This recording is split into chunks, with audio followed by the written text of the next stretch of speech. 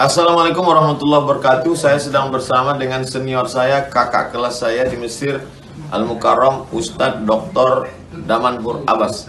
Nikmati kajian-kajian tausiah beliau yang bergizi, berkualitas di channel Ustadz Damanhur Abbas. Jangan lupa tonton, subscribe, like, share, and comment.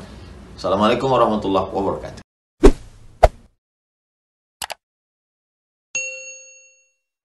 Assalamualaikum warahmatullahi wabarakatuh. Waalaikumsalam warahmatullahi wabarakatuh. Alhamdulillahilladzi ahyana ba'dama amatana wa ilaihi nusyur. Asyhadu an la ilaha illallah lahu da'watul haqq harisun 'alaiha wa ujaba tabsyiri biha wal takum minkum ummati yad'una ilal khair wa ya'muruna bil ma'ruf wa yanhauna 'anil munkar wa ulaika humul muflihun.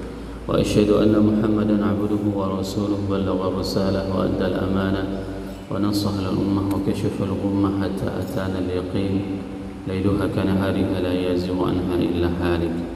اللهم صل على روح سيدنا محمد في الأرواح وعلى جسده في الأجساد وعلى قبره في القبور كلما ذكر الذاكرون وغفل عن ذكره الغافلون.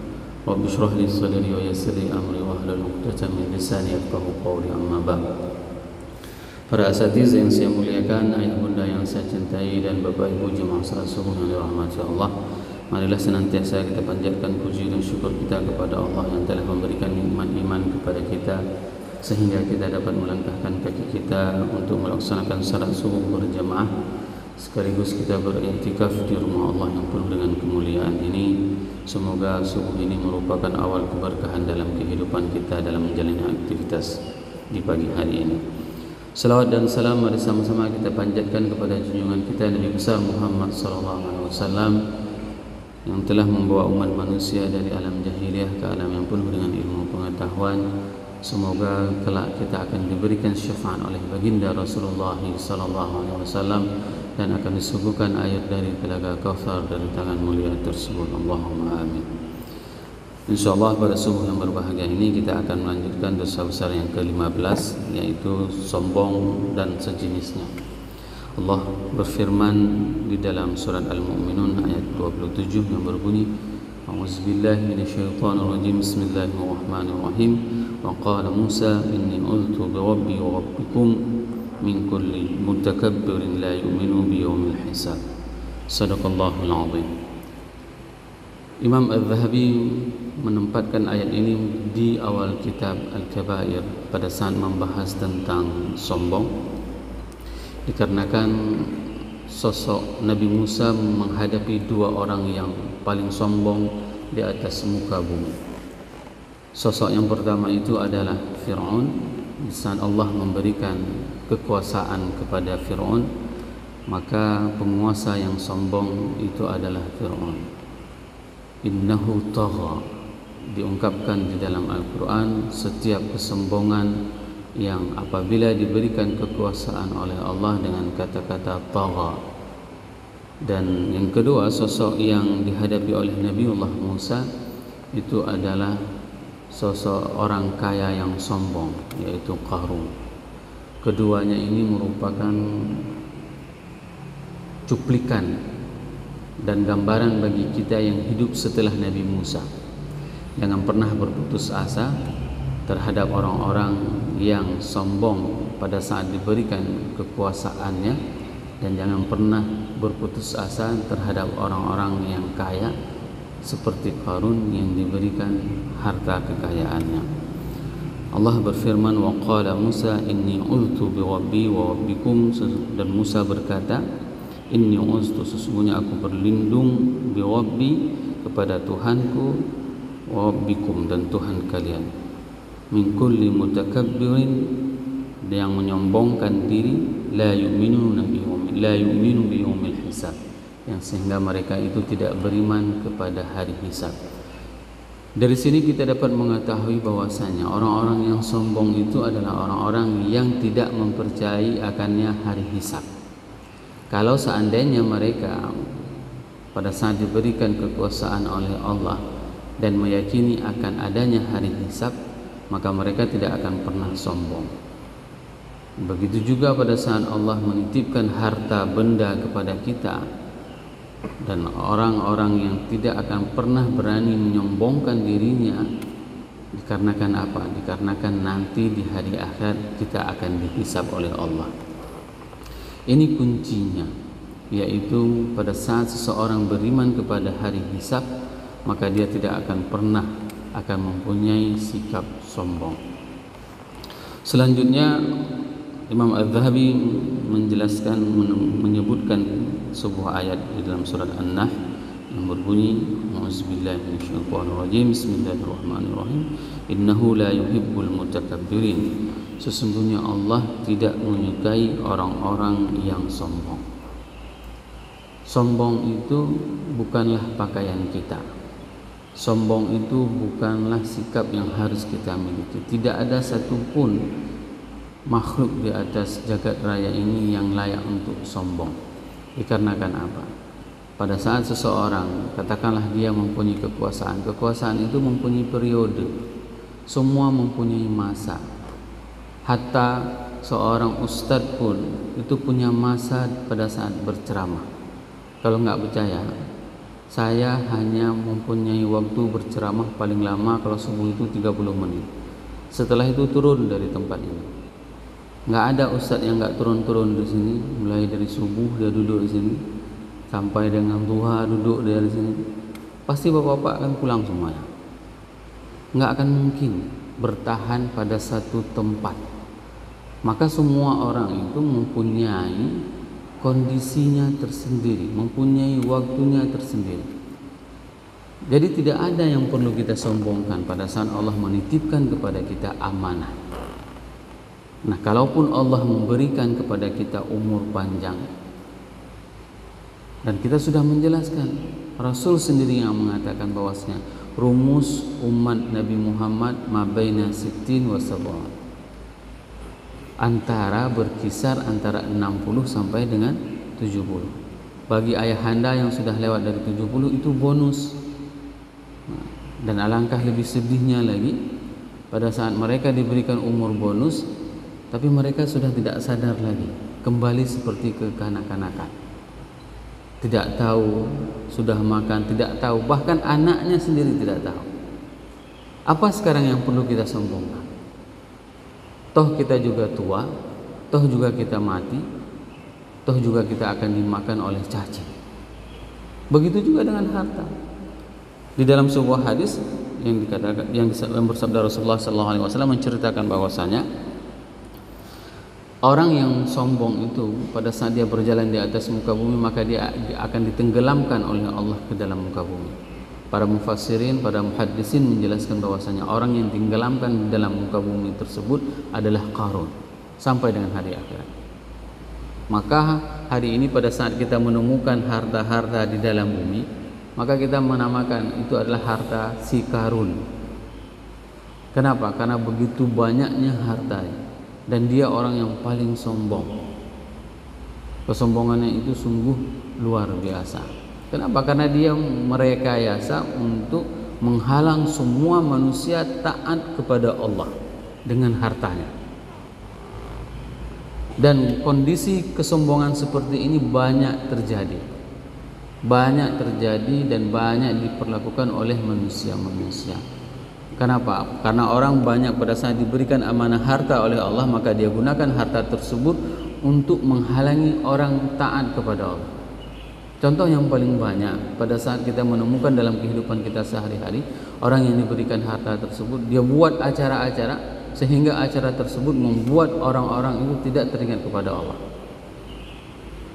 Mohon maaf, misalnya dia buat live musik, dia buat apapun kegiatannya, sehingga apa, orang tidak teringat kepada Allah, dan dia berani jor-joran, berani menghabiskan uang puluhan, ratusan juta hanya untuk kebahagiaan, kesenangan melihat orang-orang tidak dekat dengan Allah. Dan ini yang disebutkan di dalam Al-Quran bahwasanya orang-orang yang berinfak itu bukan hanya orang-orang mukmin. Orang-orang kafir juga berinfak, akan tetapi mereka berinfak liyasudduna an sabilillah, mereka untuk menutupi jalan-jalan Allah. Ini dua kesombongan yang disebutkan sebagaimana yang disebutkan di dalam Sahih Bukhari dan Sahih Muslim bahwasanya orang yang sombong itu akan ditenggelamkan ke dalam bumi. Berapa banyak orang yang mempunyai harta, dia bekerja luar biasa, pagi, siang, malam dia kerja, dikumpulkan hartanya semuanya. Tapi begitu dia meninggal, tidak ada satupun harta tersebut yang dia bawa akan masuk ke dalam kuburan. Sekaya apapun seseorang itu, begitu dia meninggal, dia tetap memakai kain kafan. Kalaupun dia mempunyai mobil Cadillac ataupun mobil Bugatti, nggak ada mobil tersebut yang dimasukkan ke dalam kuburan. Tidak ada. Bahkan sangat miris, ada orang yang paling kaya mempunyai puluhan mobil, pada saat meninggal dunia tidak ada ambulan untuk mengantarnya. Coba bayangkan, di rumahnya itu mobil itu berjejer, tapi begitu meninggal ambulan tidak ada untuk mengantar. Apa yang perlu disombongkan? Kalau seandainya kita memahami bahwasanya harta itu adalah sebuah titipan dari Allah, maka belajarlah bagaimana Abdurrahman bin Auf, dan ini sudah saya jelaskan di khutbah Jumat kemarin. Abdurrahman bin Auf itu menanyakan kepada Ummu Salamah, kepada Ummahatul Mukminin, kepada ibunda kita, "Ya Ummi, inni akhafu minal ghina." Aku takut dengan kekayaan ini. Coba bayangkan, orang takut dengan kekayaan. Maka apa yang dinasihati oleh Ummu Salamah kepada Abdurrahman bin Auf? "Ya bunayya anfiq fi malik." Wahai anakku, berinfaklah di hartamu. Ada orang mungkin dia tidak mempunyai harta yang banyak, tidak mempunyai harta yang lebih, tapi pada saat dia mempunyai sesuatu, dia berikan. Dia berikan. Terkadang itulah hartanya pada saat itu, tapi dia berikan. Kenapa? Karena dia teringat dengan apapun yang kita infak itulah yang akan kekal abadi. Dan ini terjadi pada saat Rasul menyembelih seekor kambing, lalu ibunda Aisyah menyimpan katif, paha bagian atas. Ditanya oleh Rasul, "Apa yang tinggal wahai Aisyah?" "Semua, tidak ada yang tinggal, sudah kubagikan kecuali paha bagian atas." Apa dijawab oleh Rasul? "Yang tinggal itu adalah semua yang engkau berikan, dan yang tidak tinggal, yang habis itulah apa yang kita makan." Bayangkan hari ini, pakaian yang kita pakai, makanan yang kita konsumsikan, itu semua akan lapuk, semua akan masuk ke dalam safety tank. Tidak ada akan menjadi bekas kecuali apa yang kita infak. Saya terharu sama salah satu jamaah, beliau lagi beli air kelapa, jumpa sama saya dikasih untuk saya. Coba bayangkan, itulah infak. Tahu bagaimana faedahnya bersedekah. Padahal untuk beliau sedang beli air kelapa, tapi ketemu sama kita, udah diberikan sama dia. Pas kita lagi makan, dilihatnya Ustaz, pas mau bayar udah dibayar sama jemaah. Ini bukan berarti saya suruh bayar ya kalau ketemu sama saya. Begitulah mulianya hati para jemaah ini. Maka saya sangat sayang pada saat ada kita orang yang tahu agama tapi kita tidak mau menerapkan. Kita tahu agama, kita tidak mau menerapkan. Sehingga apa? Ayat yang kita hafal, hadis yang kita baca hanya sebatas tenggorokan, tidak tertancap di dalam hati kita. Ini yang paling menyedihkan dalam kehidupan kita. Dan menurut sebagian salaf, menurut Imam Adz-Dzahabi menjelaskan bahwasanya yang dimaksud dengan salaf tersebut adalah Ibnu Taimiyah. Bahwasanya Ibnu Taimiyah berpendapat perbuatan yang dilakukan oleh orang sombong itu, dan mereka itu akan disiksa pertama sekali nanti di hari akhirat. Dikarenakan apa? Dikarenakan firman Allah di dalam surat Al-Baqarah, "Wa iz qala lil malaikati isjudu li Adama fasajadu illa iblisa aba wastakbara wa kana minal kafirin." Iblis itu adalah makhluk yang paling taat. Ini yang harus kita ketahui. Kesombongan itu bukan hanya kemaksiatan kepada Allah, akan tetapi kesombongan itu bisa juga berlaku pada orang yang taat. Ini yang paling bahaya. Contoh misalnya, mohon maaf kalau seandainya saya pagi ini menggunakan jubah ini dikarenakan kesombongan, menggunakan kopiah ini dikarenakan kesombongan. Hana orang lain yang paling ganteng kecuali lu. Ada terbetik hal seperti itu, maka hati-hatilah. Itulah yang dinamakan dengan prestise dalam bahasa milenial hari ini. Dia mungkin tidak menggunakan sesuatu yang memang mewah, tapi begitu dia meyakini ini jubah ini nggak ada orang lain yang pakai di Luxmay kecuali saya, timbul rasa kesombongan seperti itu. Hal seperti ini dari mana kita ketahui? Dari iblis. Iblis itu adalah makhluk Allah yang paling taat. Pada saat disuruh sujud kepada Adam, dia tidak mau, merasa dirinya hebat, merasa dirinya mulia, merasa dirinya lebih agung daripada Adam. Maka bayangkan hari ini pada saat kita mendatangi rumah Allah, memuji Allah, merendahkan kepala kita, akan tetapi kita tidak mau merendahkan hati kita kepada Allah. Kita sujud kepada Allah, akan tetapi sujud kita itu hatinya tidak sujud kepada Allah. Ini yang paling bahaya. Maka hati-hati dengan prestise tersebut. Pada saat Bapak Ibu membeli mobil baru, terbetik di dalam hatinya, ini baru saya pertama yang belinya, tidak ada orang lain yang ordernya. Bahkan di Indonesia pun ada beberapa jenis mobil di dunia ini yang memang diproduksi itu limited edition. Misalnya Ferrari, dia itu hanya diproduksi dalam 1 tahun 10 unit saja. Ada yang seperti itu. Dan ada orang dengan bangganya, maka hati-hati dengan bangga tersebut. Bahkan dalam salah satu riwayat disebutkan, orang yang sombong itu orang yang paling jauh dibenam di dalam neraka. Dan para ulama mengatakan bahwasanya kesombongan tersebut itu adalah orang miskin yang sombong. Kalau kaya sombong, mungkin dia ada harta yang memang dia miliki sehingga dia sombong. Dalam bahasa Aceh, kagatin bonglong. Udah miskin, sombong lagi. Dan ini yang paling bahaya. Bagaimana miskin sombong? Dia tidak punya apa-apa. Saya pernah berada di kawasan pesisir selama 1,5 tahun.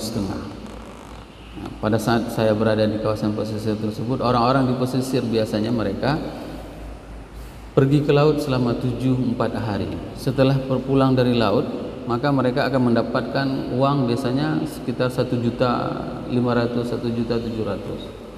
Apa yang dia lakukan? Begitu dia dapat uang seperti itu, langsung dia beli celana 501.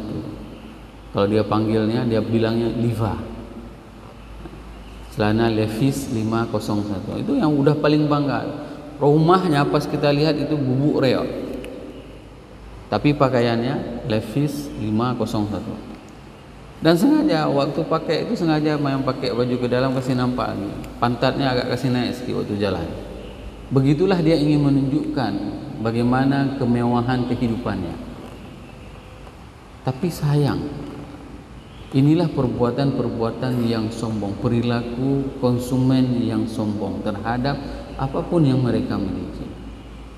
Kalau misalnya kita melihat bagaimana kehidupan orang-orang terdahulu, mereka tidak pernah bangga dengan hartanya, mereka tidak pernah bangga dengan amal ibadahnya. Bahkan mereka itu khawatir sekali kalau seandainya amal ibadahnya itu adalah dibayar tunai di dunia. Dibayar tunai di dunia.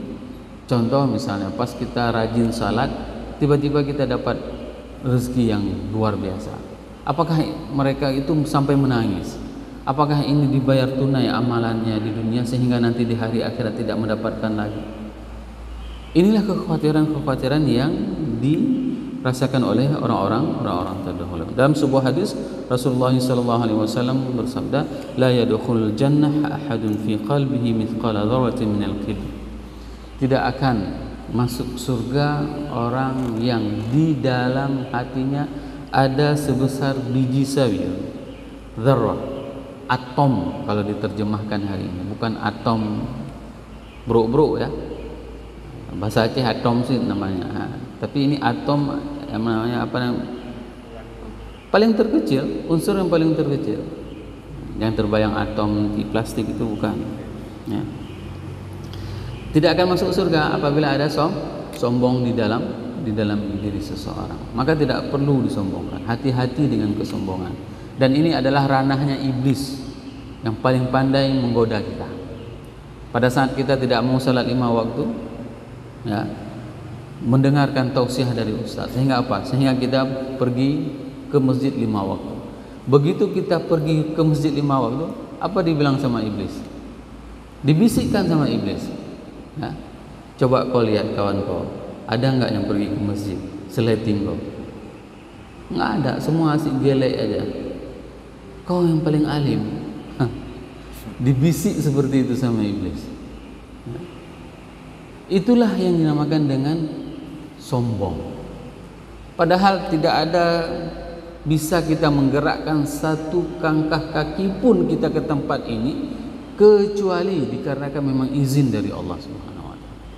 Maka ini yang harus kita ungkapkan, rasa syukur pada saat kita berada di masjid ini, duduk kita beriktikaf di sini, bisa betah kita duduk di sini. Kalau bukan karena izin Allah, tidak akan pernah bisa terjadi. Maka syukurilah terhadap segala nikmat yang Allah berikan tersebut, sehingga kita akan menjadi hamba yang bersyukur. Allah berfirman di dalam surat Al-Luqman ayat 18, Innallaha la yuhibbu kullu mukhtalin fakhur. Sesungguhnya Allah tidak menyukai kullu mukhtalin fakhur, orang-orang yang sombong lagi membanggakan hatinya.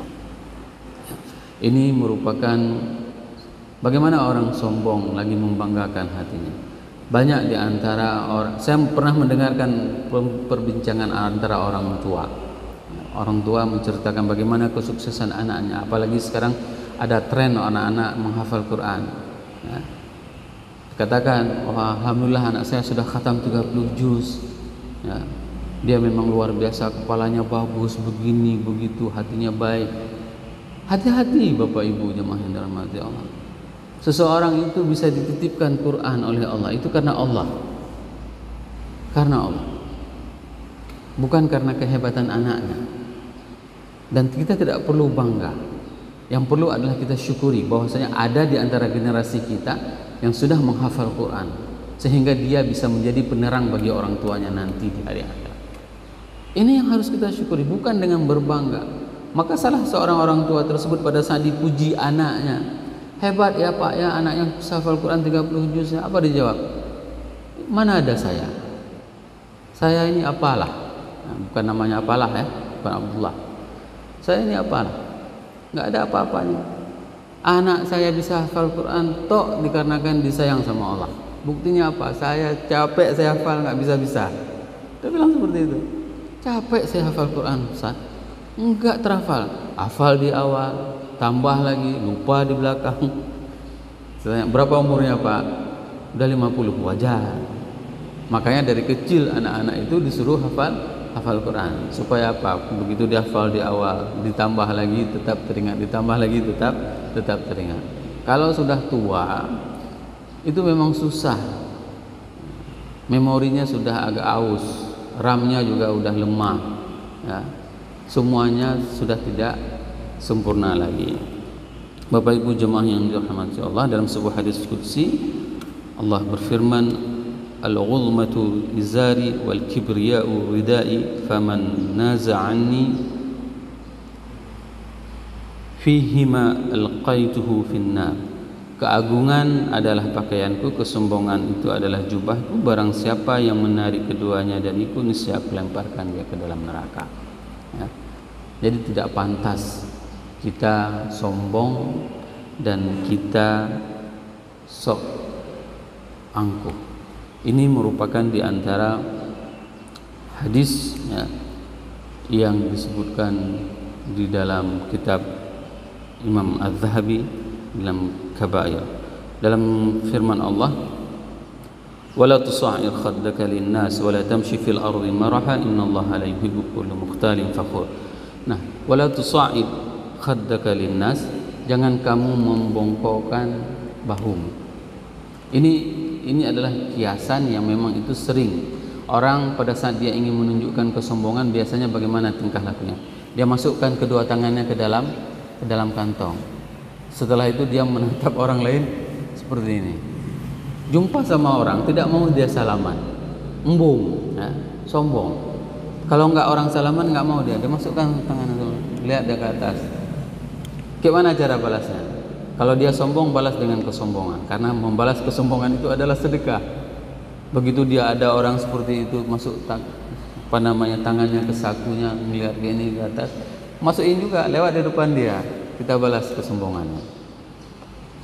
Karena ini apa? Tidak layak seseorang itu memperlakukan orang lain seperti itu. Kalau orang tidak mau salam sama dia nggak mau menjulurkan tangannya. Kalau bukan satu pengajian dengan dia nggak mau bersalaman dengannya. Ada seperti itu.